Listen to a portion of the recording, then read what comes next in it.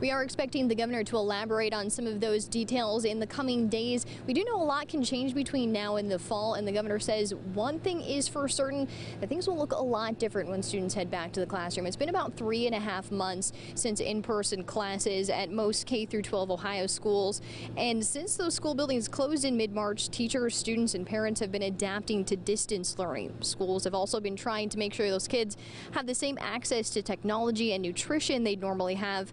Earlier this month, DeWine mentioned the possibility of a blended system. That means mixing at home and in-class learning. Schools could follow the examples of daycares by limiting class sizes, requiring health screenings, and ramping up cleaning and hygiene measures.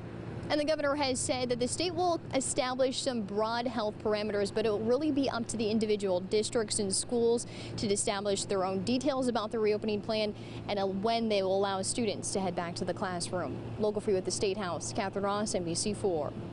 So, of course, we're tap dancing into the governor. Governor Mike DeWine kicks off his news conference. But again, we got to go back and look at some of the numbers. The big news coming out of this weekend is that we're now in the state of Ohio over 50,000 cases. When we talked to the governor, Brad, last week, we were at 900, almost 900 new cases, and the number of young adults between the ages of 20 to 39, 20 to 49, those numbers are going up. A lot of people wondering why. As we were here on Friday, we were almost at 900. It dropped a little bit to just over 800 on Saturday. But you're in that situation now where you and I were in the very beginning of the week, where all of 60% of those cases were cases that were under the age of 50. Yeah. You and I decided to go out and get tested. Let's head out and get tested. And we are happy to report within the 72-hour period, both you and I came back negative on our COVID-19 test. Yeah, so a lot of people, now that the state has opened it up so that everybody here in the state of Ohio can go out and get tested. You don't need a doctor's, a referral from your doctor. You don't need to show any signs or symptoms. You just have to give yourself some time because it is going to take, you need patience. And the other thing, like you said, is that these are some of the highest numbers that we've been seeing since April. Let's go on out right now to Governor Mike DeWine, find out what's going on today here in Ohio. So he takes off his mask. My wife Fran made. I'm wearing that today in celebration that there will in fact be a baseball season, even though it'll be short. So good news, good news. Today I'm wearing an Otterbein University tie. Otterbein, of course, is located in Westerville. Andy Chow, Karen Kassler from Ohio Public Radio are graduates, so congratulations. Megan Wyckoff, who works for the Ohio Channel and helps with all of our press conferences, is also a grad of Otterbein. Let's start with some of the updated information from today's numbers. You start with the cases. Cases 737. You can compare that to the 21-day average. Of course, the 21-day average is going up because the case numbers are going up. So we are seeing a continued increase in number of cases. The deaths, recording 11. Hospitalization, 65. So those are up a little bit of hospitalization today from the 21-day average.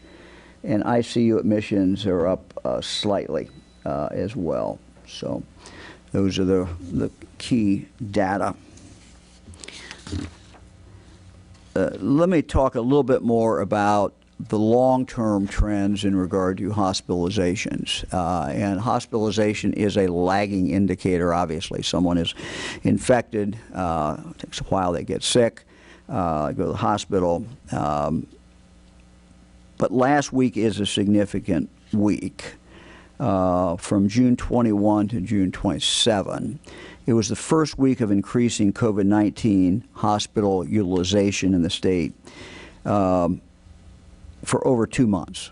We have to go back since late April was the last time we had this much. So it's starting to go up slightly. The number of standard hospital beds occupied by COVID-19 positive patients peaked in late April and early May at about 1,000.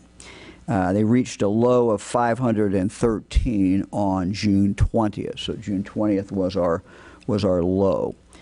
Just last week, though, we had about 500 to 550 total COVID patients in Ohio's hospitals. Now, these numbers, of course, are not hospital admissions each day. These are just who's occupying these beds, which from a point of view of being concerned long-term about having the requisite space. So we keep track of how many go in each day, but we also keep track of what the hospital capacity is and how many are in the hospital. So again, last week, we had about 500 to 550 total COVID patients in Ohio's hospitals. This week, we're now at around 650. The ICU and ventilator utilization is still holding pretty steady, but we are seeing increases in those in some parts of the state. The increase in COVID hospital occupancy is most apparent in regions 2, 3, and 6, and that is Cleveland, that is Dayton and Cincinnati, those regions. In other regions of the state, the COVID hospital occupancy had been declining, but now appears to have leveled off. In the Dayton and Cincinnati areas, the recent increase in hospital utilization does include standard beds as well as ICU beds and ventilators. Although COVID utilization in hospitals is increasing, I want to make it very clear, there's still adequate overall capacity available across Ohio. No region has reached a concern threshold of 80%, which is when the hospitals start getting concerned, of overall utilization for ICU beds. So we're not there. But we do know from lessons of recent history in New York City, Houston, Arizona, that this can fairly quickly change. I want to talk about the positivity number, which we have talked about before. And this is it is a slide that shows number of tests, as you can see, for each day, number of tests.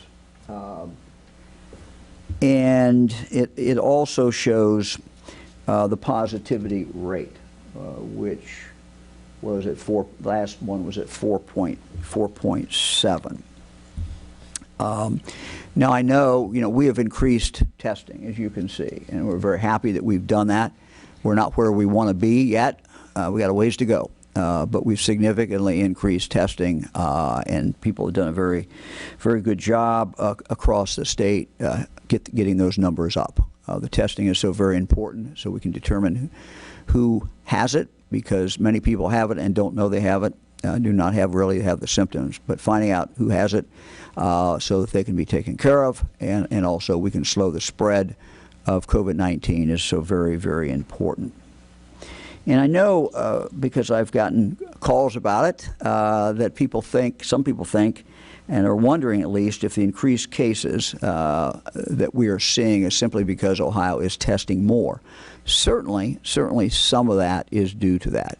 But the experts that we have consulted do not think it is entirely that.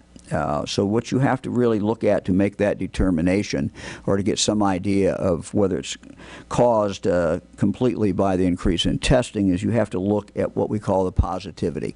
Positivity simply is, of all the tests done in a day, what percentage can't come back positive. As we've talked about before, we've been running between 4 and 6%. Not horrible. We would like, obviously, for it to go down, but not horrible. But it's 4 to 6% is what's been averaged. What we have seen, though, that what we would expect to see, we were testing initially very restricted. People who had to have symptoms, people who had to think they might have had it. And as we've expanded it, particularly in the last several weeks, we've expanded to anybody.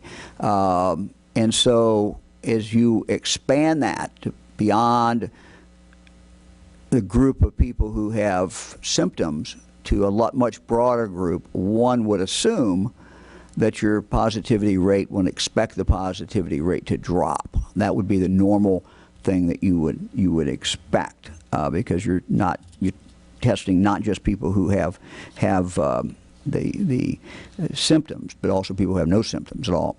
That has not happened. It's not gone up dramatically, but it certainly has not. It's gone up a little bit, but it certainly has not dropped, and that would indicate that we are seeing an increase in COVID-19. Certainly in Ohio, the cases do reflect certainly some of that. We talked last week about the two counties in Ohio that we're particularly concerned about, and we remain concerned, kind of on alert. And that is Hamilton County and Montgomery County, Cincinnati and Dayton. In fact, I was on a call with the Vice President today, and with officials at the White House, and they specifically called out those two counties. They talked about a few other areas of the country, but they had a concern about those two. And so they told us that they would give us some additional help in these two communities. We'll talk to General Harris of the Ohio National Guard in a little bit. But his guard has been out, and they're out today doing additional testing. And I know the two mayors, Mayor Cranley, Mayor Whaley, have both been involved, and the county commissioner has been involved in getting additional testing in those two communities. But I want to talk a little bit about the data that we're seeing in these to communities. And I'm going to start with Hamilton County. At the end of May and into early June, Hamilton County was holding steady at an average of 30 cases per day per 100,000 population. As of this week, the average new cases per day increased to approximately 100 cases per 100,000. So they went from 30 to 100. Now, due to the delayed diagnosis, these numbers may continue to grow for this reporting period. So we assume they're not done. By reviewing other healthcare indicators, we can see that this is not solely because of increased testing.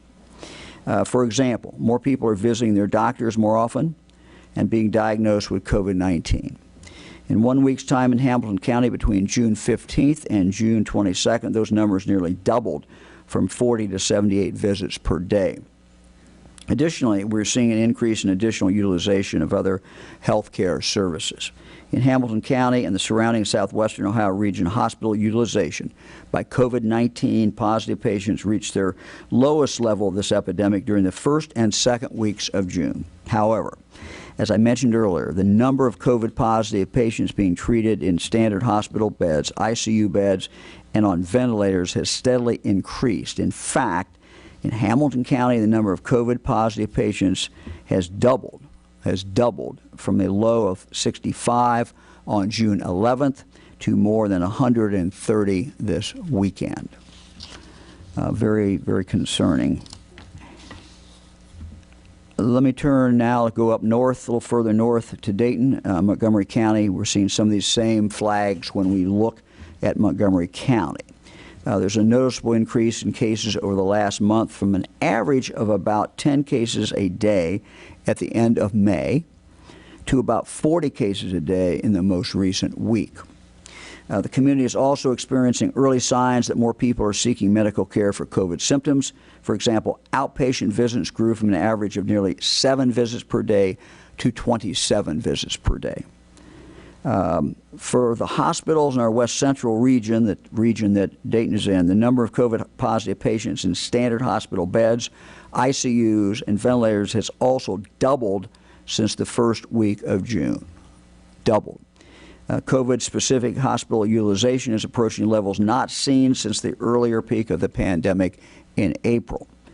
To make sure we have enough hospital and ICU beds to treat everyone who needs care, such as those who need emergency surgery or in a car crash or suffering from a stroke, we certainly need the help of all Ohioans, especially those in Hamilton County, Montgomery County, and surrounding counties to redouble their efforts to social distance, wear a mask in public, and follow good hand-washing protocols.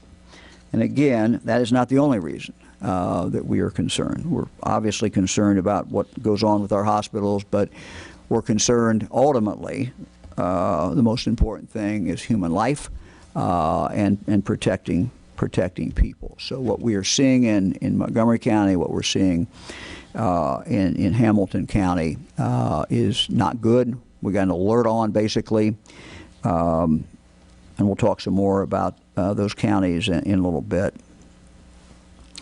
We continue to work on our plans to help schools reopen, as well as plans to keep Ohioans healthy and safe at work and in their daily lives while the coronavirus remains with us. We are in the phase of sort of learning to live with the coronavirus.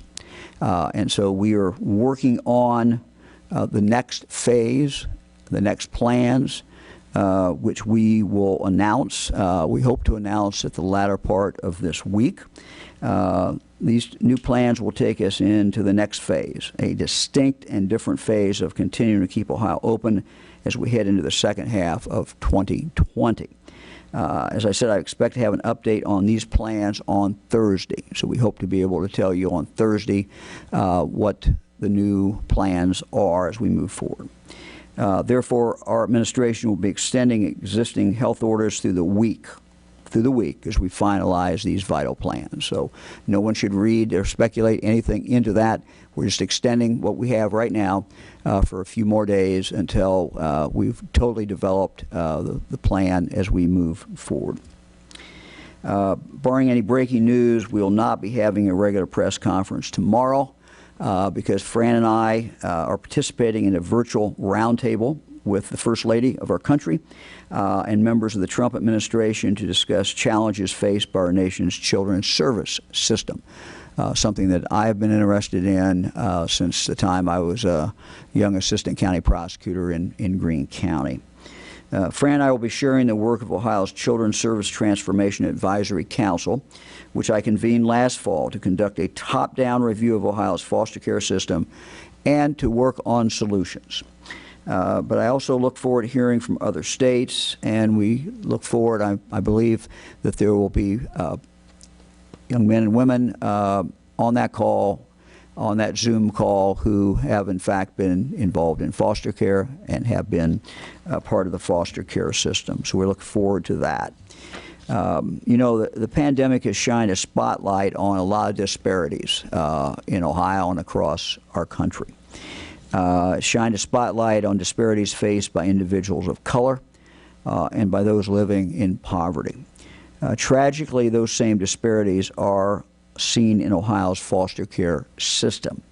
So as we work to right our system in Ohio, we're greatly appreciative of the Trump administration's focus and the First Lady's focus on these same issues. And Fran, I look forward to telling Ohio's story to our federal partners as well tomorrow. I think one of the most troubling, there are a lot of things troubling about this coronavirus epidemic, but I think some of the most gut-wrenching things are when I hear from families who have someone in a nursing home who are not able to visit with them. We put the order in when we started this to try to save lives in our nursing homes. Cutting down on visits, cutting down on people going into the nursing homes. My job as governor is to do everything I can to protect the most vulnerable among us. Part of that job means putting measures in place to keep people safe from the virus. It also, though, means protecting those things that add value to life.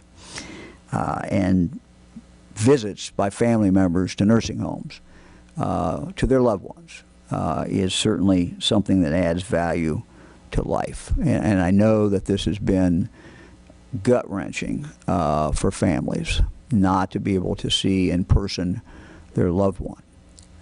In March, as you know, we put in place an order to restrict visitation to essential personnel in nursing homes, assisted living facilities, intermediate care facilities for individuals with intellectual disabilities, and with an exception for end-of-life circumstances. And by the way, just let me mention that that exception for end-of-life circumstances has been broadened, and people should take a look at that.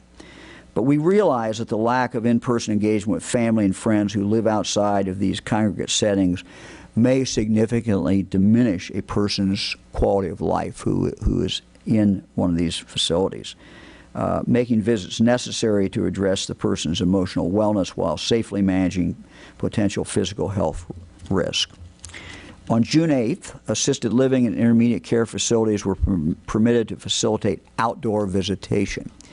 And I know I've talked to people who are visiting their family members, and I look forward to going to see shortly. Fran and I do our friend Fred, who is in a facility, assisted living facility in Greene County. Today, we are announcing that beginning July 20th, nursing homes are permitted to begin outdoor visitation so long as all safety standards are met. When assessing their readiness to permit outdoor visitation, nursing homes should consider the number of COVID cases in the community, the case status in the nursing home itself, staffing levels, access to adequate testing for residents and staff, personal protection equipment supplies, and local hospital capacity. Now, having said that, it is our goal to have people be able to visit their family in nursing homes across the state of Ohio. And we know that these nursing homes have to have a little time to get ready for that. But we would hope that they will start doing that. I know some of them have already done it. The assisted living has worked out, we think, pretty well as far as we can tell, and now we want to extend this to the nursing homes.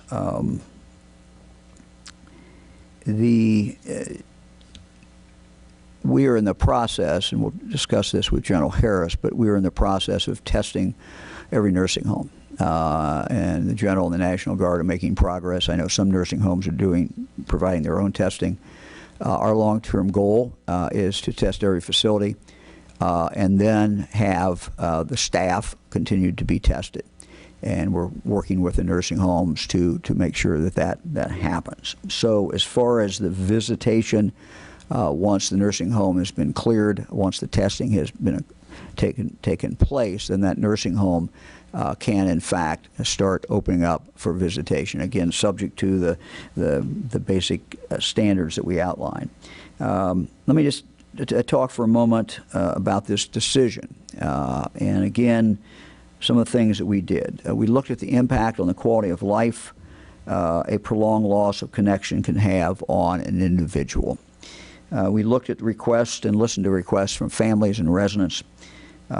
We looked at and consulted with advocates and providers in the aging and developmental disabilities communities. We looked at guidelines for visitation jointly developed by the Academy for Senior Health Sciences, Leading Age Ohio, the Ohio Assisted Living Association, the Ohio Healthcare Association, and the Ohio Medical Directors Association. We're confident that our approach provides each facility the flexibility needed to access their readiness to safely facilitate outdoor visitation, and to do so in a transparent way that keeps residents and families informed. The order and related guidance will be made available at coronavirus.ohio.gov, and should you have any questions after visiting your loved ones, you can always contact the State Long-Term Care Ombudsman, an office within the Ohio Department of Aging, at 1-800-282-1206. We have planned pop-up testing locations to continue those pop-up testing. Those had been scheduled to increase access to testing in minority communities, underserved areas, although we'll always emphasize this testing is open to everyone.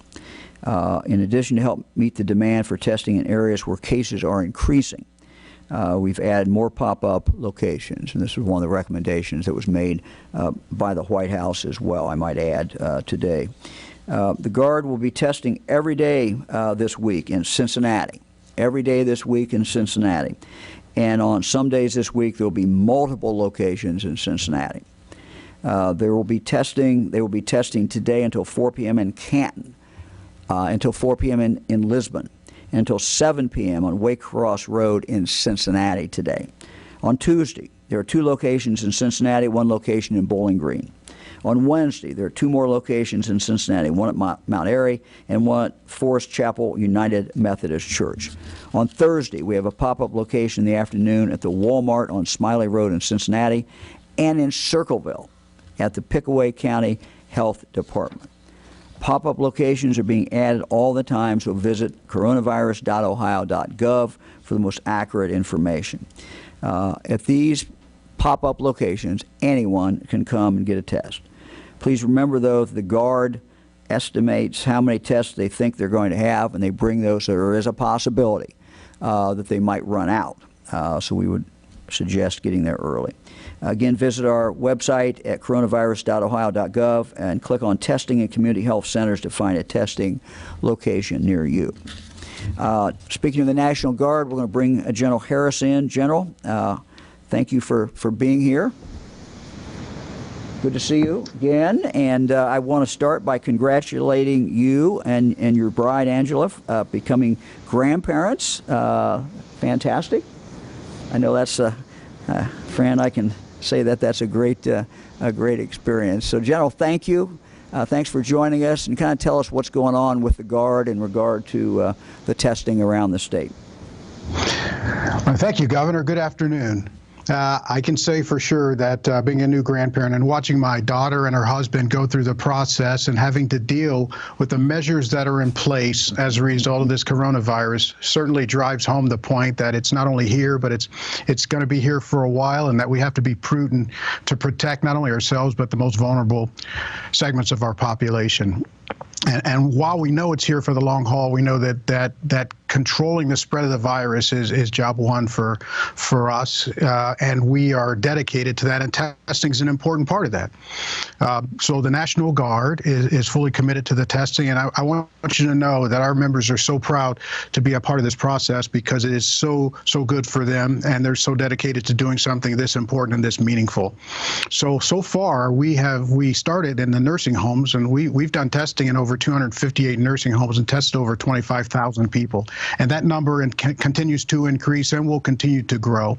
So we're building additional capacity as we look at this community, this pop-up testing, which is an important part, as I said, of not only spreading the disease, but also in helping us protect the economy as things open up.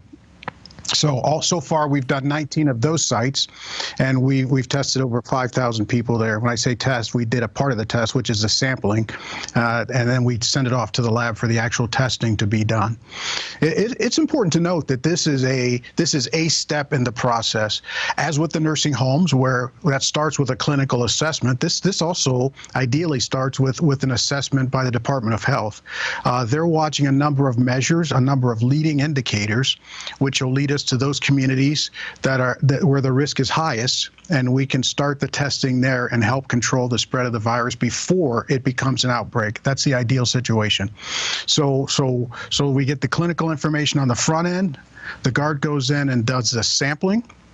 And we have configured ourselves and our teams so that we can put small teams at the small sites and larger teams at the larger sites. So we're flexible, and we're able to scale that to meet the needs of the local health departments. So we go in and augment the local health departments, do the sampling based in those areas where we think the risk may be highest. And then the follow-on actions are probably as important as what we do with the testing. Where the results go, those positives, who gets them, the local health departments, what they do with them, obtaining that voluntary information from those people who test positive to find out who they've been in close contact with, and getting those folks to voluntarily isolate so that the disease can be controlled and not result in a hotspot or an outbreak. Now, when we do know that we have a hotspot or an outbreak, of course, as you mentioned, Governor, as we have in southwestern Ohio, we'll be there, and we'll help with the testing in order to get that disease back under control.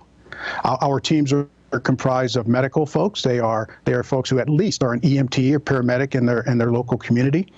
They have the training and the experience and the background. They simply wear the uniform in addition to their civilian job. So they come with a wealth of experience. They're going to treat everyone that they collect a sample from with respect and with dignity. That's our watchword. We ensure that when the community comes in contact with the Guard, that it's a positive experience. So we collect the sample in the most least invasive way possible. Sometimes that's difficult, but this is complex. There are lots of different samples out there. Different labs take the samples different ways, different forms. So our teams are comprised not only of those medical professionals, but all the administrative support and all logistics support to not only get the collection material, but also get the samples where they need to be to that lab that can process them in the most timely way. We're very respectful of the medical information that we collect. We don't keep it. We pass it on to the health departments. And I want to emphasize that the local health department has a lead here. We're here to support them. This response is local. We're here to support the local response, and we do the best job that we can. But the local health department's responsible for not only making sure that the community is aware of where these sites are, but also in the overall strategy for what happens with the results afterwards. So it is great pride for us to be able to support them in that effort, because we know that they're putting in yeoman's work and that we're in this for the long haul. So the National Guard is here. We're committed to this endeavor for as long as it takes. As I mentioned, we're building additional capacity so that we don't degrade our operation in the nursing homes as we move into this new space of community testing. But we're committed to it because, as I mentioned, it's very important. It's very important.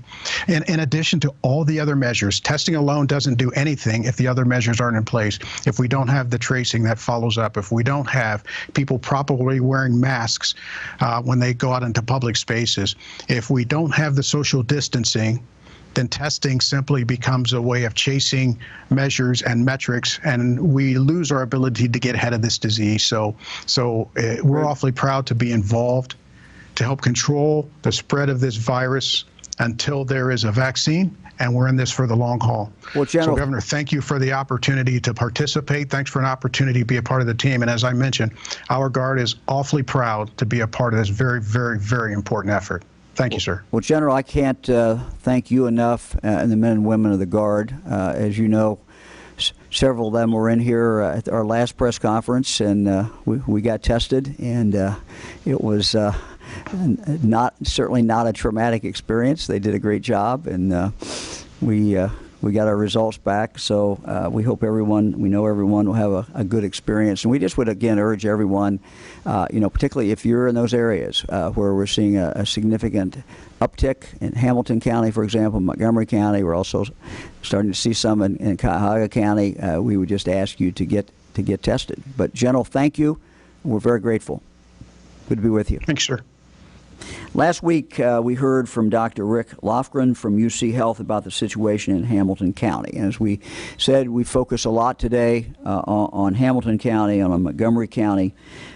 Today, we'll hear from Dr. Michael Doan, the Medical Director for Public Health, Dayton, Montgomery County. The doctor's professional experience includes clinical care, research, 15 years living and working in the Spanish-speaking Caribbean doing community health development. He served for more than a decade on the full-time faculty at the University of Cincinnati College of Medicine, and has also served on the faculty of the Wright State University Master's in Public Health program. He received his medical degree from the University of Cincinnati and his public health degree from London School of Hygiene and Tropical Medicine. Doctor, thank you very, very much for joining with us. We appreciate it, and I wonder if you could just kind of give us a rundown of what you are seeing in the county. Thank you, Governor DeWine. I think that your synopsis was really very good in terms of we were averaging around 10 cases per day, and now we're up to 4 times that number. The Montgomery County residents, when the original stay-at-home orders came through, were very good about being compliant with that and about staying home. We know from the cell phone data and other measures that the community really responded to that. And we had very low case rates. As testing became more available, we expected to see more positive tests, but what we're seeing now is not what we were hoping for or could be explained by simply the testing alone. We have more cases, we have more people seeking medical care, and more people going to the hospital and being admitted to the hospital. The hospitals still have plenty of capacity at this point, but it all indicates that there are more people who are getting sick with this disease than there were previously. We're also seeing something we hadn't seen before, which is clusters of a couple dozen cases related either to a workplace, in some cases to a single church event, where people have been able to spread this virus amongst themselves. So that at this point, we're concerned that, especially with the holiday weekend coming, that we're going to see continued mixing of people and some continued increases in the cases, which makes us sad because we think this is something we could prevent in so many ways with just simple measures like wearing masks and maintaining that 6-foot distance. Well, thank you very much. Are you seeing anything else in the data about who is getting sick? If there's any change? I know we've seen in some other states, it appears as some of the more younger individuals, 20 to 40 maybe, seem to be showing up more. Are you seeing that in Montgomery County, or any change in that at all? Yes, well, as has happened other places, at this point, the group that's 20 to 39 years old now accounts for well over a third of all of the cases, which was not the situation previously. And one of the things that worries me about this is a new virus, and we don't really know what the long-term effects may be, so that even if younger people may come through the acute illness in better shape than older people with less complications, we're not sure what the long-term implications are going to be. And the reports, for instance, that there's decreased lung function afterwards, if I'm young, I've got a lot of extra reserve lung function, and I may not miss it at this point, but at some point in the future, I may want to draw on that as I get older. And so I think that's a concern to me as well. Also, just the sort of intermixing of people. If the more that we see cases, the more that we see younger people beginning to get this disease and perhaps being able to spread it unwittingly to others around them, the more concern we have for the vulnerable populations, people that are already sick, even people in those age groups may have quite a bit of trouble with this virus, even if they're younger, if they have underlying diseases. And so that's a concern to us at this point. So you could get, I guess, someone who's 20, 30 could get it, and then you may see another bump then beyond that, maybe to somebody older, I guess. In other words, person who's young gets it and may go home. The classic case that I always talk about is, if you're 20 or 30, you need to worry not only about yourself. If you don't worry about yourself, you need to worry about someone older or someone who has some medical problem that you might end up giving it to. And I don't know anybody that, even if they think they're invincible, no one wants to hurt somebody else and give that to somebody else. Exactly. Doctor, any final advice as we move forward for people in Montgomery County? You talked about it is a holiday, and 4th of July is coming up. Well, I think everyone sort of knows the rules at this point, if you will, that we should maintain 6 feet distance, that we should wear masks. Certainly if we're inside, there's much more chance of transmission than if we're on the outside. Still, the masks can be helpful inside and outside in maintaining that distance. One of the things that we've encouraged people in Montgomery County to do is to just be aware of your surroundings and look at what's going on. And if you find yourself in a situation where you feel people are packed too tightly, a lot of people aren't wearing masks and trying to protect you from themselves if they should by chance have the infection and not know it.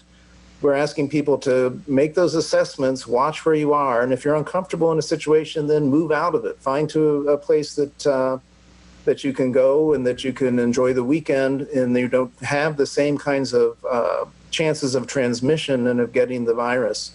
So whether it's a store, whether it's a park, whatever the situation, we're asking people just to be very watchful and to take care of themselves and to be thoughtful, not only of other people by wearing a mask, but just thoughtful about their situation and whether they feel safe in that situation or need to change that. Good. Dr. Doan, thank you. We appreciate it very, very much. Thanks for all you do, people of the county. Certainly. Thank you. Thank you. Lieutenant Governor. Thank you, Governor. Good afternoon. We have often said from these news conferences that COVID-19, the virus, is going to be with us for some time. And we have a responsibility to learn to live with the virus in our lives, to protect ourselves and to keep us safe and get Ohioans back to work. Some good news is that the economy is beginning to recover. We're seeing jobs. There were about 100,000 jobs added last month, and people are going back to work. But as we've seen in Florida and Texas and Arizona, this thing can come back. It's sending those states in reverse with business closures. And as we talk to businesses in this state, that's their worst fear.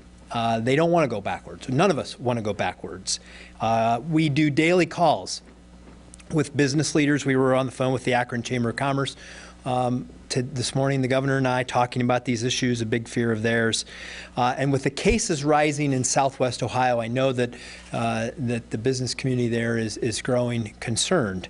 And so we wanted to bring today, we wanted to bring on one of those companies that are just smartly addressing the issue and how they operate in the community with their employees. We have with us today the RFC Group of Westchester. RFC specializes in commercial design, laying out efficient workspaces for offices, healthcare, education, and government settings. And they have about 70 employees across Ohio and in northern Kentucky. And joining us right now is the president and owner of our RCF, Carl Satterwhite, and his business partner, Scott Robertson. And I want to thank both of these gentlemen for joining us.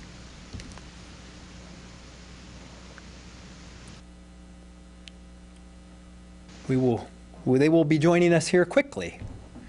We're hopeful.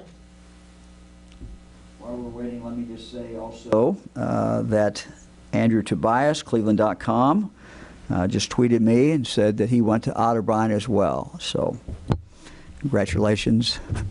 Sorry I missed you.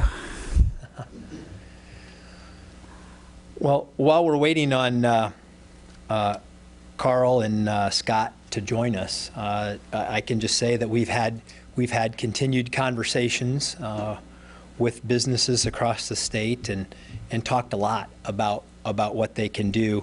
There's always we know the things right now: the distancing, the disinfecting, and the wearing of masks, and it's so very important to manage the virus that we continue to do these things.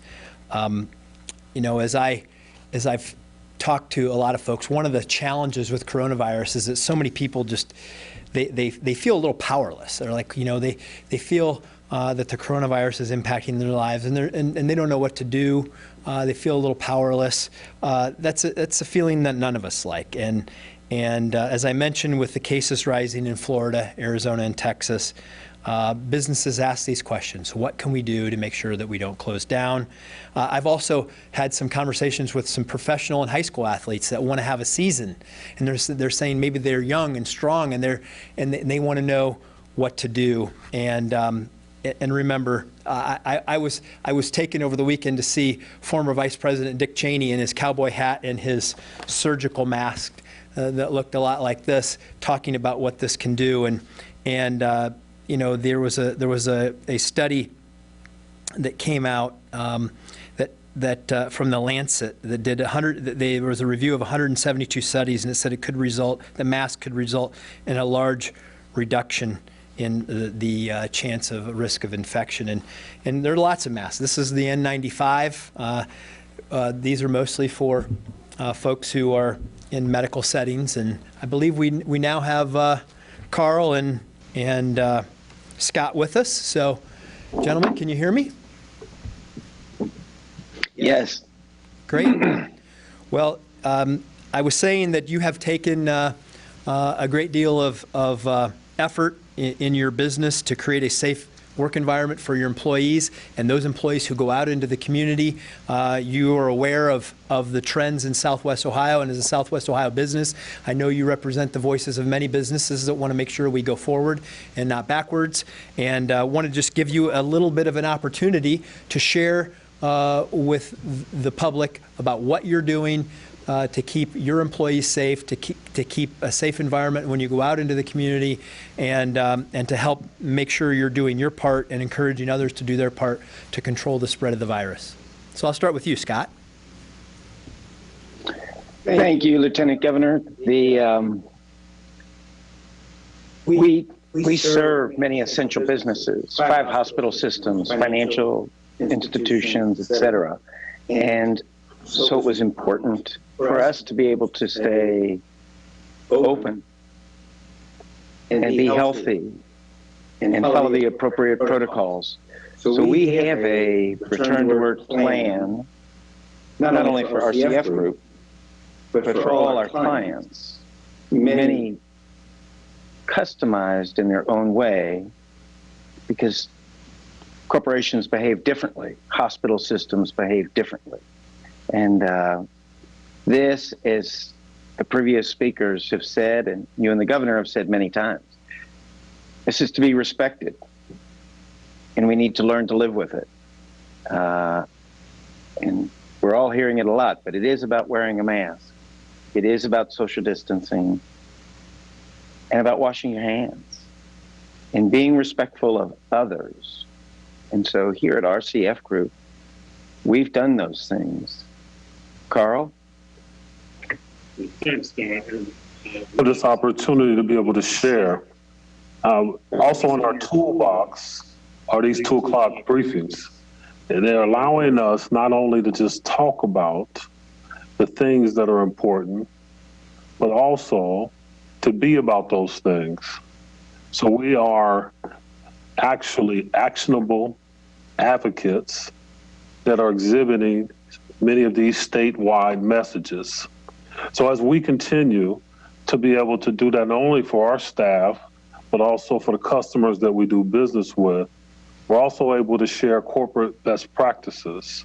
We're very fortunate to be able to be working with large corporations across the state, and we can also learn and grow from the things that we exhibit and see from them.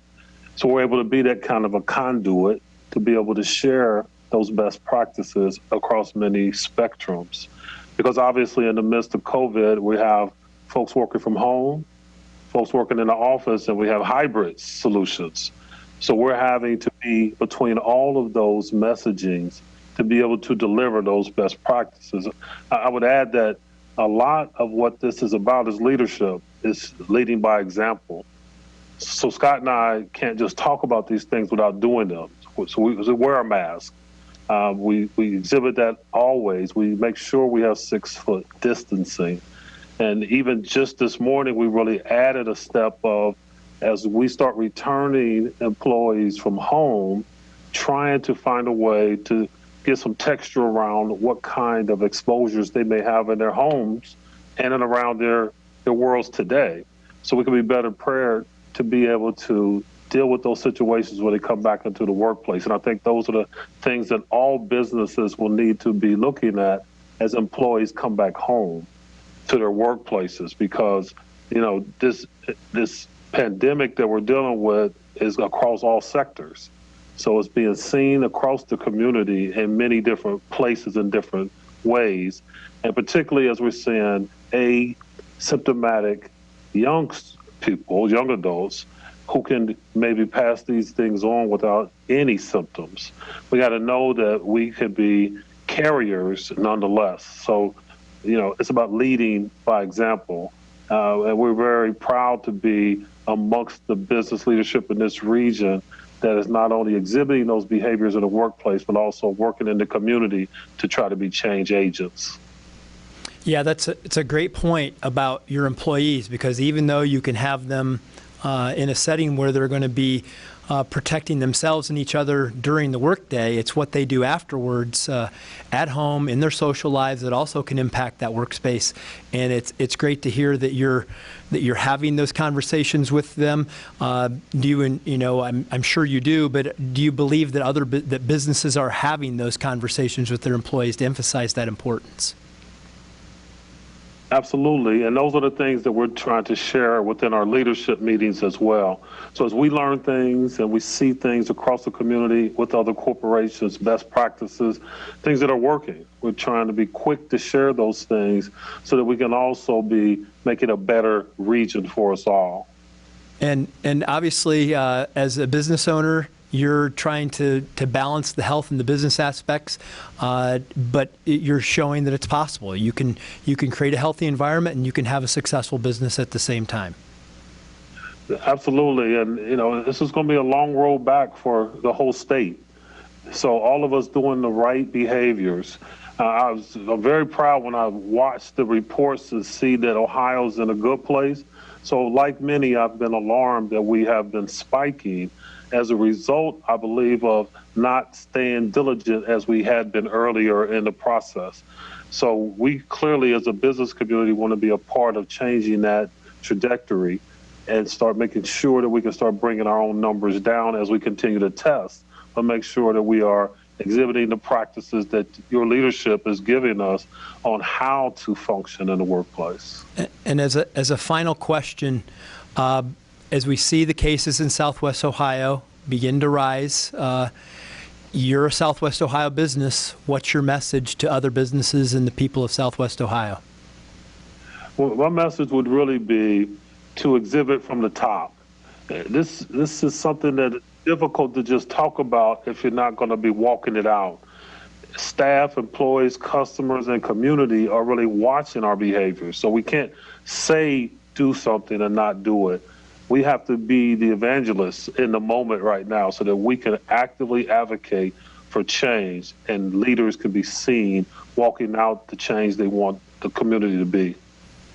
Great. Thank you very much for joining us. Thank you both. We really appreciate it very, very much.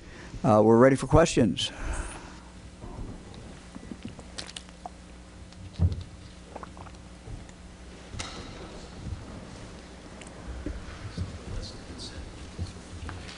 Hi, thank you. Jim Oddie from WHIO TV. Thanks for being with us. Governor, we've seen some other states, governors in other states, that have had more than just an uptake of new cases. They've actually had a resurgence in multiple counties. Are we on that same path here, or do you think you can ride this out? Is that one possibility for the state of Ohio, that within 1, 2, or 3 counties that are having problems, we could see bars close, restaurants step back, and some other restrictions come back again?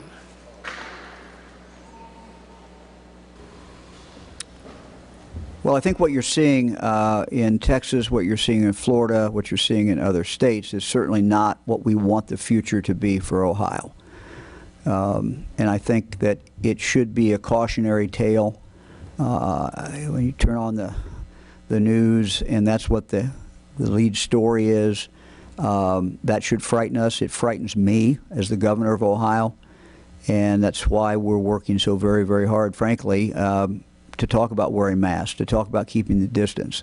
That's why we've had doctors Skype in from Dayton, doctors Skype in from Cincinnati in the last 2 press conferences. You know, we're very concerned about what's going on in Southwest Ohio. We're very concerned about Hamilton County. We're very, very concerned about Montgomery County.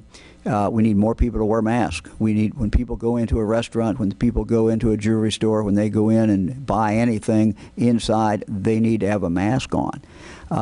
So these are the things that we know that we can do. So as we used to say when I was a prosecutor, the jury's still deliberating. The jury's still out. We don't have an answer yet of what our future looks like. We determine our future.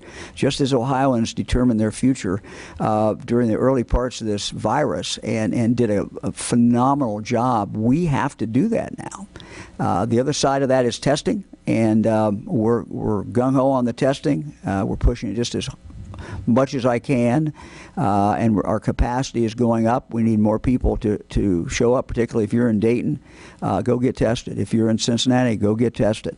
We have these pop-up testing opportunities out there. Please go ahead and do that. That's why Fran and I did it the other day, and John, just to show people that, hey, this is not tough. This is something that you can do, and it's something you can do for other people, just like wearing a mask is. So we're going to have to see, Jim. We're going to determine our future.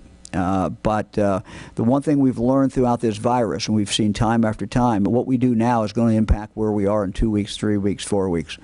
And now's the time to get serious about it. We're headed into the 4th of July. Look, this is a time when people, get together. We're not saying don't get together, but just be careful. Be careful.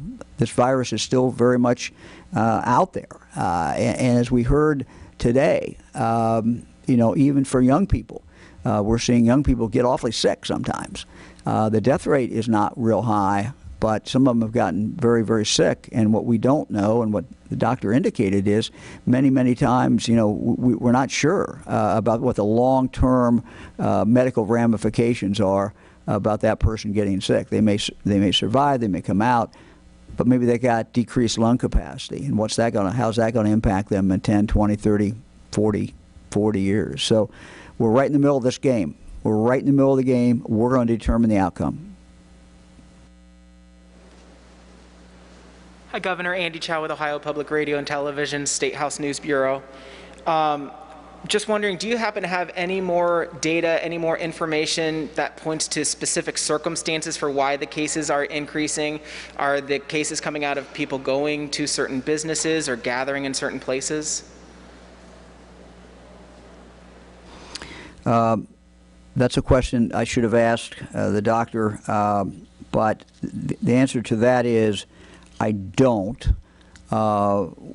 What the people in Montgomery County are telling me, and in Hamilton County, the health people as well as our own people, is that this is community spread by and large. In other words, these numbers are not really driven so much by a nursing home. There may be nursing home numbers in there. I don't mean that, but this is community spread. That is spread in the community. People are not being as careful as they need to be, and the spread continues. So, but I don't know that there is any one answer. The impression I get from talking to people on the ground and people, who are looking at the numbers, is that there's no one particular answer to that. It is basically community spread that is occurring.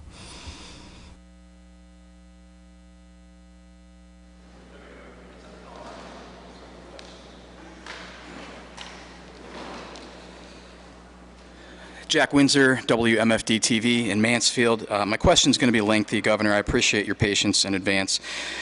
In the beginning, when we were testing the sickest and the infection rate was naturally higher. You said today percentage positive should be decreasing as testing increases. That would seem to be the case only if the virus were losing contagiousness. Is that what you're saying, Governor, that you expected the virus had dipped in contagiousness? And then secondly, we've also heard from hospitals like OSU Medical Center and a facility in Cleveland that hospitalizations are going up because of deferred care. People are there for reasons other than COVID and getting mandatory tests, and if they come back positive, even though they're not there for COVID, they're being counted as a COVID hospitalization. And then finally, so is that the case? And then finally, we've also heard that tests can be false up to 40% of the time and maybe detecting antibodies and returning a positive result. Governor, do you think increased testing might be picking up positives that aren't actually active virus cases as well? Thank you. Take them in reverse order, Jack. We have no indication that 40% of these tests are wrong. I mean, all the medical experts that we're talking to, all the lab people we're talking to, it certainly gives us no indication that, that there's a huge false positive numbers coming up. Again, the medical experts would be the ones to ask that, and not me, but no one is telling me that. No one's giving me that indication. Number two, in regard to deferred care, I'm sure that you're right in the sense that there are people going into the hospitals for deferred care, and we want them, frankly, to do more of that and to catch up. But the numbers I cited, the numbers we reference, are COVID related.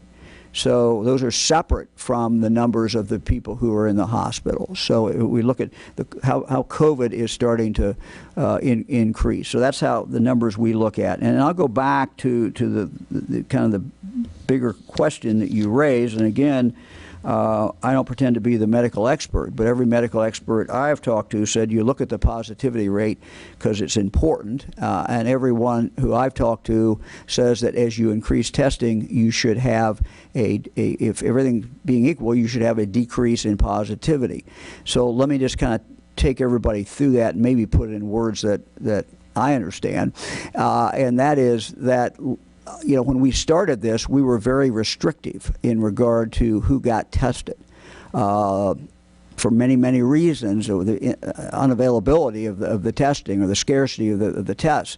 And so the people who were tested were people who had symptoms. You had symptoms, you got tested. Today, as you know, we've thrown the doors open and we've said, please come. And you've seen numbers in Dayton, we've seen numbers in Hamilton County, pop-up testing, anybody can walk in.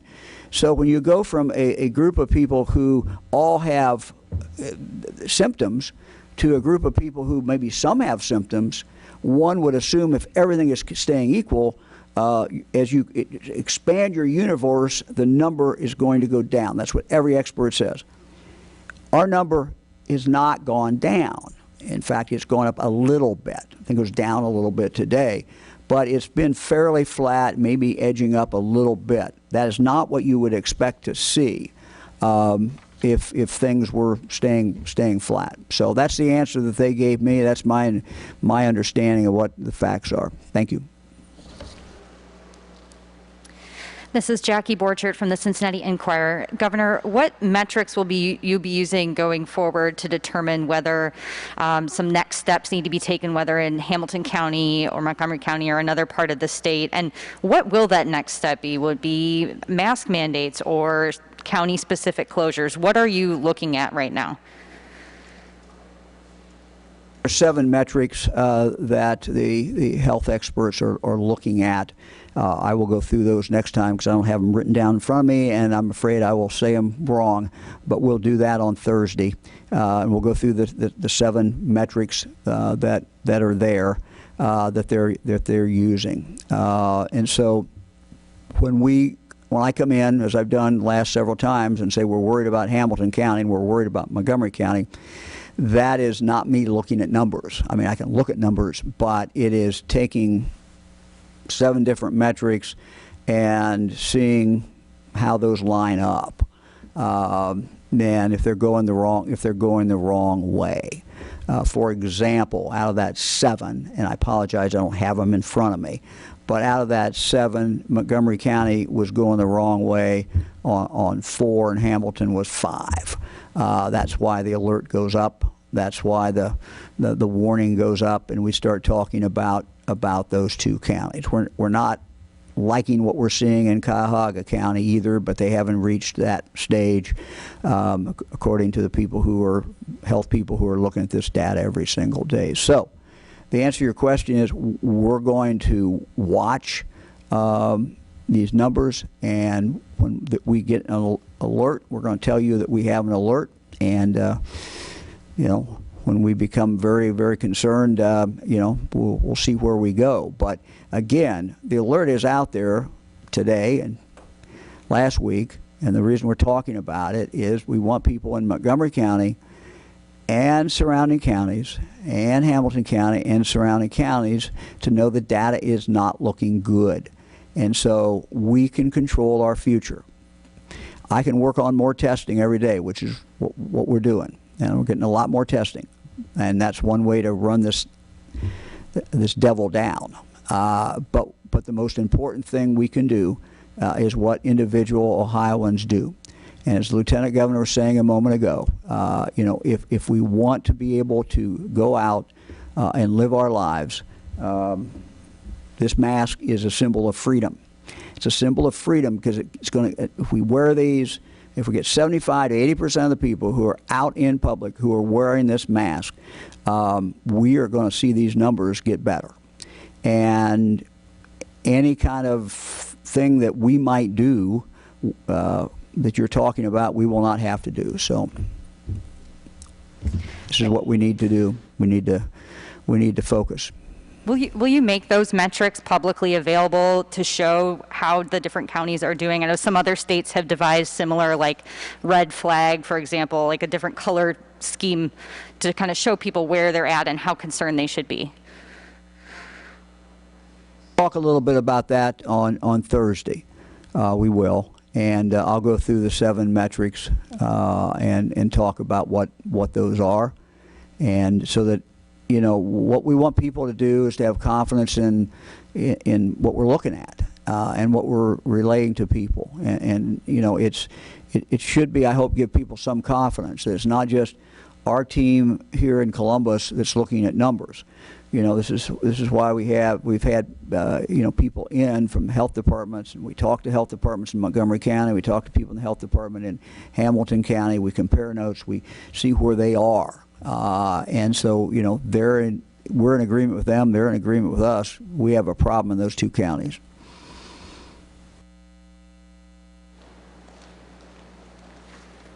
Good afternoon, Governor DeWine. Ben Schwartz with WCPO. Governor, today my question is one that was sent in from a high school English teacher in Ohio. She says that while she hopes accommodations can be made to allow students to return to school in the fall, she's worried about some of the rhetoric surrounding the reopening of schools that's more been focused a lot on the safety of kids, but that she hasn't heard a lot of concern about the safety of teachers, many of whom are older and more at risk. So my question really is, are you looking at that as well as the safety of the students while reopening? Absolutely. You know, I've in discussions with superintendents, I've said, you know, what should you worry about? And, you know, if I was a superintendent, I certainly would worry about anybody, a student or an adult who had a medical problem, compromised medical situation. I would worry about an adult. The older an adult gets, the more dangerous this virus is. So, you know, every school has people that we should worry about. I mean, we're going to worry about the kids. We're going to worry about everybody. But absolutely, no, this has been one of the major things that we've looked at. And I will add to that, and it's not mentioned very often, but when we talk about child care, we worry a lot and try to be careful to protect those who are working there. Because you have some people who are working there, just like in a school or any place else, who might have vulnerabilities, medical vulnerabilities, might be of an age that their risk factor is significantly up. So we worry about the kids, but we also worry about the adults. Hi, Governor. This is Molly Martinez with Spectrum News. So we're seeing a surge of hundreds of cases, yet from what I'm understanding today, we are staying the course. In these 7 metrics that you're talking about that are coming on Thursday, is there a number of cases or is there a threshold in which we begin to reevaluate? Also, a few months ago, you sent out a blitz of contact tracers. Have they been successful, and have we gotten any information from their efforts?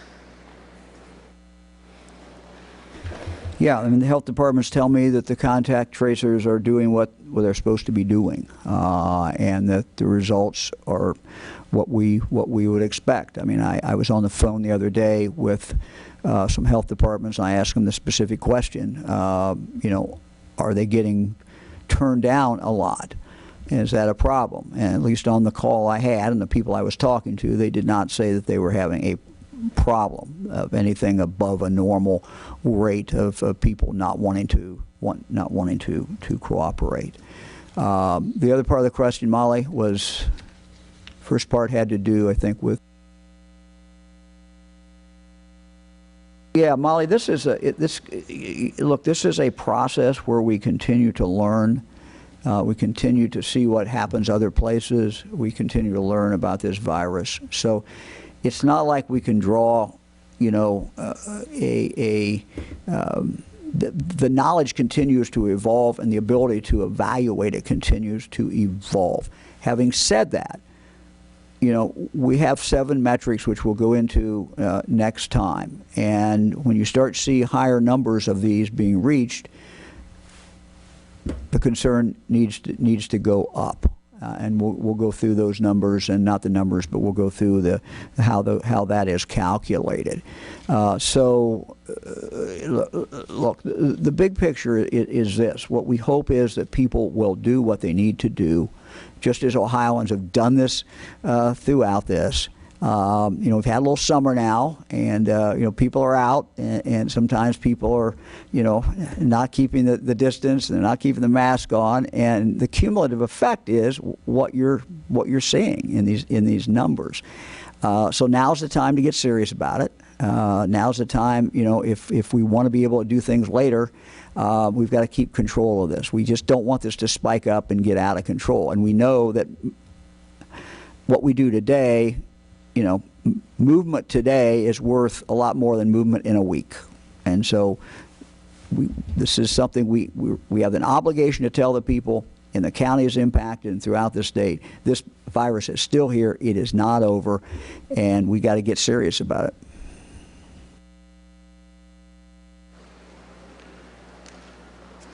Hello, Governor. This is Luis Gil with Ohio Latino TV. Governor, as we see the spread and the preoccupation in the Hamilton County and Montgomery County and throughout Florida and Texas, the large gathering seems to be the problem. Through the protesters that were here in Columbus and several cities in Ohio, perhaps that helped the spread, because we didn't see them with social distancing, mask, and so on. I don't have any data, but I think any time with as much community spread as we now have, anytime you see groups of people together who are not keeping a distance and who are not wearing masks, you can pretty much bet that there's some spread going on. So yeah, I think that, I don't have any way to quantify it, but anytime people are coming together and not keeping a distance and not wearing masks, you're going to certainly see spread. I don't think there's any doubt about it. I can't measure it, but there's no doubt about it. And that's why we've asked protesters, we don't infringe upon the First Amendment. So we don't infringe on people's right to go to church. We don't infringe on people's right to go to a funeral, a wedding. We don't infringe on people's rights, and we put nothing up, no barriers. The same way with protesting and freedom of speech. But we ask them, think about your neighbors, think about your friends, and please, please take care of yourself and take care of them. Thank you, Governor. This is Laura Hancock from Cleveland.com. Hi, Governor. What are your thoughts about the mass gathering order? Do you want to continue it through the summer? And how do you think people are doing in terms of following it? Just your thoughts there. Well, we're taking a full look at everything, and we're going to have a whole, basically, new plan to lay out for you we hope on Thursday. So we're going to have to hold, because I think looking at it holistically is probably the right thing to do. Look, what people are doing, you're seeing the same things I'm seeing. You're watching TV. You're seeing what's going on. You're reporting, of course. So, look, some people are and some people aren't. And we just have to get more people to do it and fewer people not do it. This is literally a matter of numbers. And we don't need 100%. We don't need 100% social distance. We'd like it. We don't need 100% people not wearing or wearing a mask. We'd like it. But if we can get 75, 80% of people, when you walk in a store and they've got a mask on, we're going to be doing okay, and we're going to get through this. If we don't, and we see it, Fran and I see it, we go in a store and don't see that. So it's a problem. And part of what we're trying to do is tell people, here are the numbers, here's what we're seeing, here's where the spots are where we're concerned about it. We got numbers moving up statewide. It's time to get serious about this. No.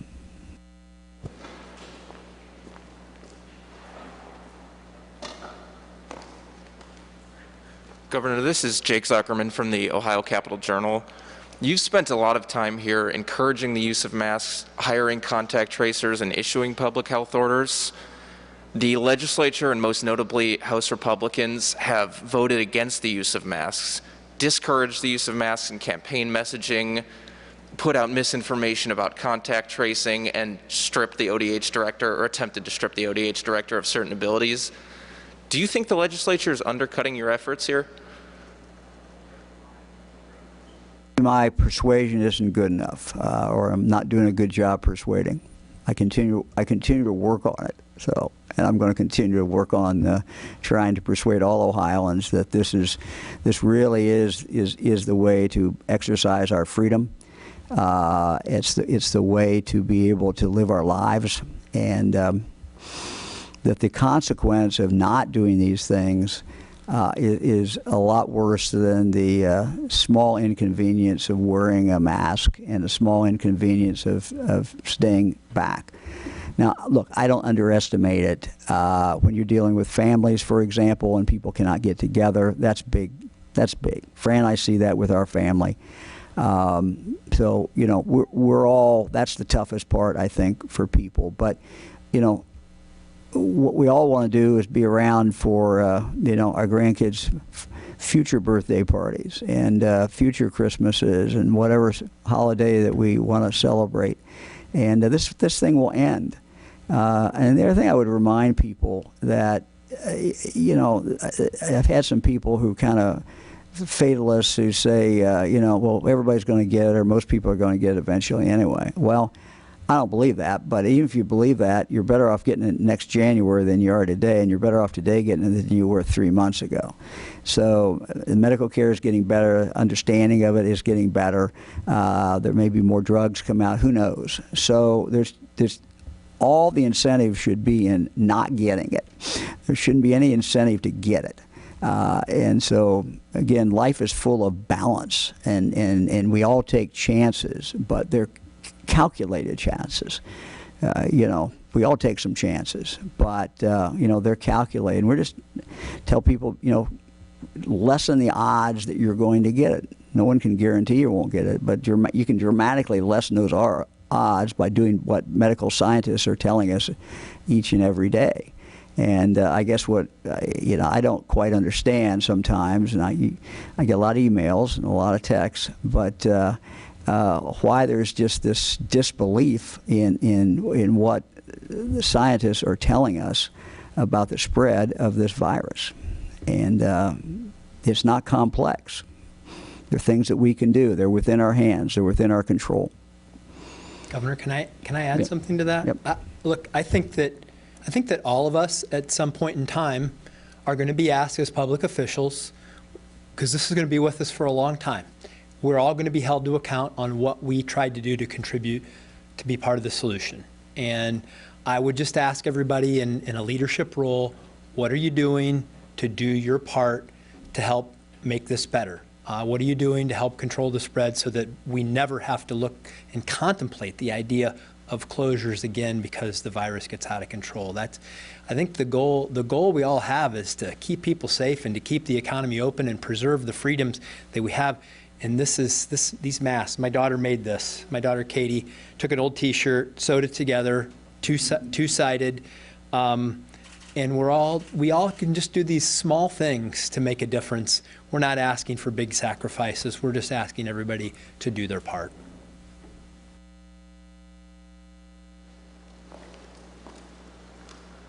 Hi, Governor. Max Philby with the Columbus Dispatch. I'm curious, as you're making more reopening decisions and whatnot, first of all, how much will the R0 factor into your decisions going forward? And secondly, is it possible we could see your reopening approach shift to a county-by-county basis more moving forward? We're going to move towards more county by county, and I think you can tell that. That's the way I've been talking in the last week or so. And, the data is good data. It can be broken down not just by county. You can break it down by zip code. And, gives us the ability to warn people, give them a warning, give them an idea of where we are, do an alert. Whatever you want to call it. So yeah, we're certainly moving in that direction. We know more today than we did when we started this, but we'll have more. We'll talk more about that on Thursday.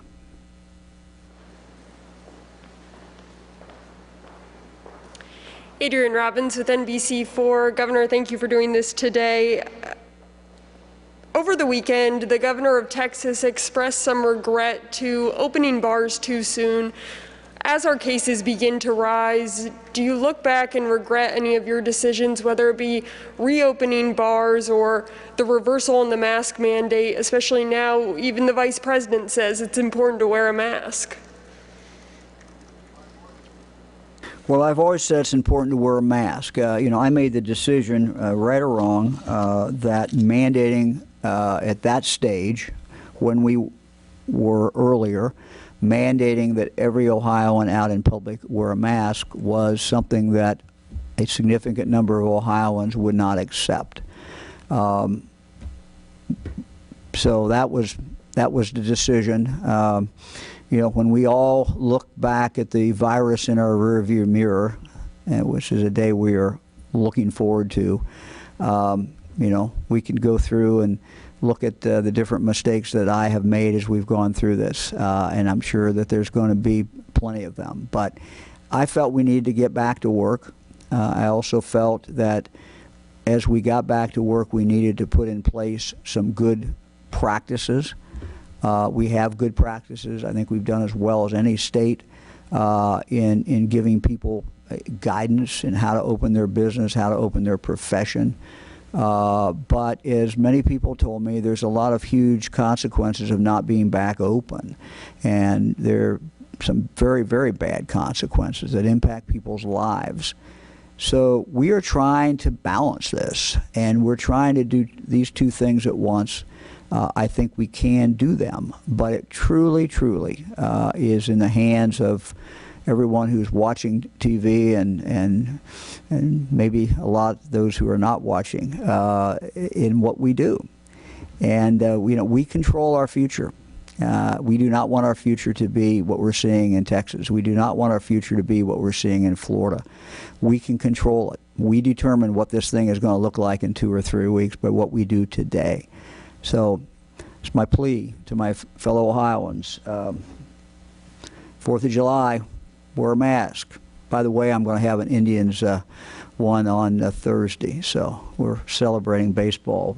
But we can have fun with these masks. Fran's made this one. John's daughter made his. And look, we can have fun with all of this a little bit. But it's serious business. And you know, what we can impact is the testing. And we were lagging in the testing. We're catching up. We're moving in that. But what people do as individuals is just vitally important every single day.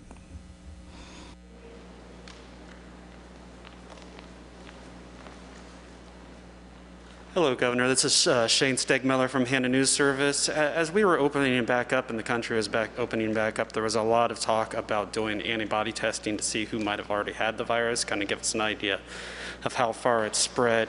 Is that still in the plans? Where are we at on that? Will there be any antibody testing still? It's going to be antibody testing. It's a question of availability, but certainly there's going to be more. Antibody testing is occurring in Ohio now, but I don't have any data on it. So we will. I'll take that as a hint to try to get back with you on some data. Widespread, or you just don't know at this point?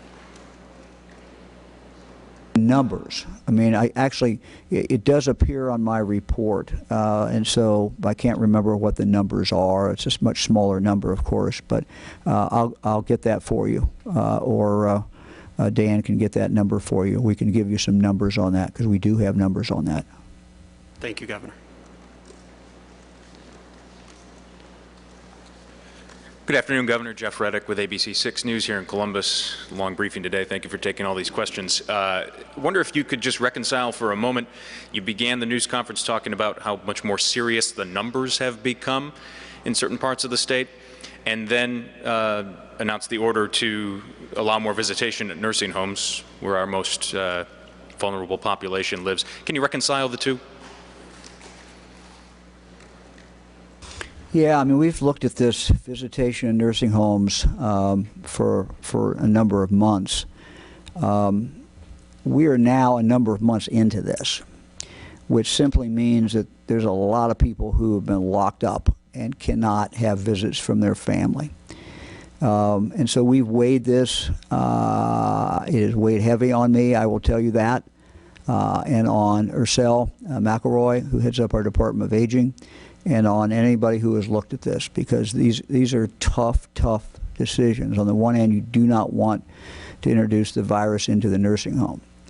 But on the other hand, you know, I know Ursel has told me the number of people she's talked to, and I've talked to some, she's talked to a lot more, who just say that their loved one is going downhill in the nursing home.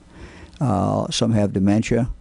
It's difficult to explain to them why that their mom or the son or daughter isn't coming. They're not showing up. It's hard to explain that to them. They don't really fully understand because of the dementia. So these are very difficult things. And so what we've outlined is a very thoughtful process.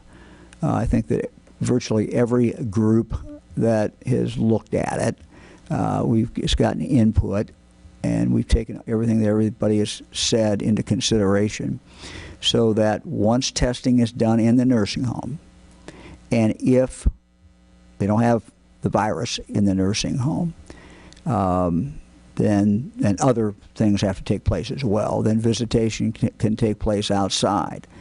It's summer. Weather's good enough that people can be outside generally for a while. And we know that the spread outside is dramatically different than it is inside, and that people wear masks, and that we believe that with the proper precautions, that this visitation, which family members tell me, and I can fully understand, is just very, very important to their loved one, and their well-being, their physical well-being, their mental well-being, that visitation can take place in a safe environment. So, tough call, good question, but you got to make these decisions. And again, we've had for a number of months people who've not been able to see anybody in their family. So it's going to be very carefully done. Governor, could I add just a point to that? Is that like so many of these questions that we contemplate, there are health consequences of action and inaction, but with nursing homes, we're so much further than we were months ago when this was put in place because of all the testing that's going on there. Very aggressive testing from the National Guard and from the nursing homes themselves, which have really helped to contribute to making those environments a much safer place. WBNS 10 TV. I'm the last question today, Governor. Thank you again for your time. Franklin County leads the state in the number of cases and the number of deaths, but there was no mention of that county that seemed to be raising concerns for you today outside of Hamilton and Montgomery. I was wondering if you could explain why. And second of all, the Franklin County Health Commissioner told me today he believes that the bars and restaurants did open too early, and he says it's time to start having that difficult discussion about perhaps moving in a different direction. I wonder if you can address that as well. Thank you. Your first question first. It's not that we don't have a concern about Franklin County. It just is not in that top tier today. That may change.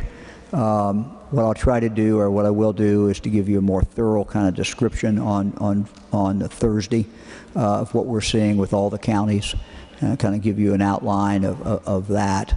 As far as the health commissioner's comments, look, this is the type discussion that needs to take place. The concern about, why there is the spread, what's causing the spread, is multifaceted. But having a discussion like that is very, very proper and very, very good. Our data is good, but sometimes it's hard to drill down to, exactly where that person got it. But that's, again, something that we're going to continue to look at. So, everything is open for assessment, but again, individual behavior is the way that this should, and we hope, will get dealt with. So when people go to a bar, there's enough restrictions about them supposed to be seated, etc., that if people follow the restrictions, then they'll be okay.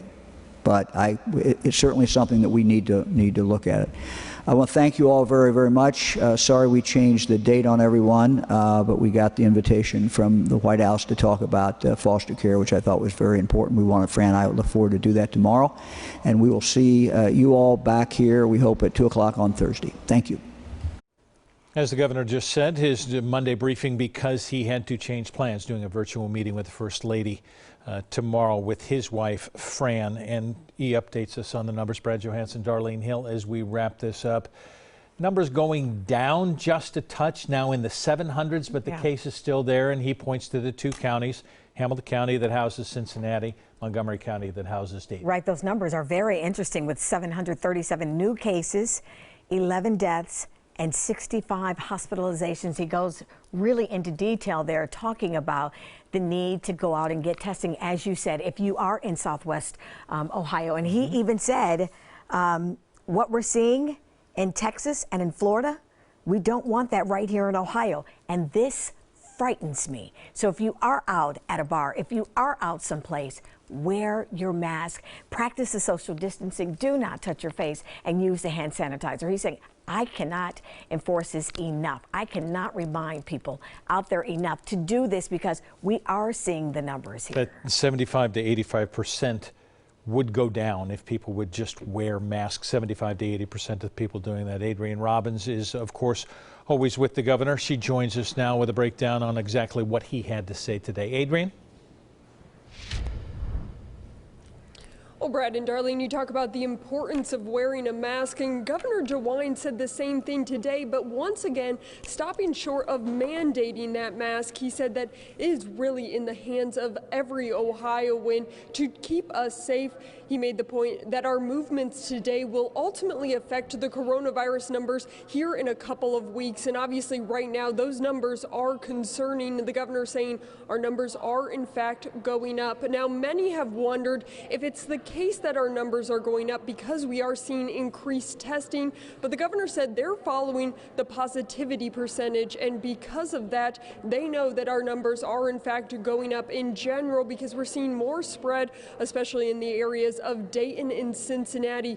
Those are two counties, Hamilton and Montgomery, that were called out by the vice president on the weekly governor's call. The governor saying the vice president said they will be sending federal help to help with the growing spread in those counties.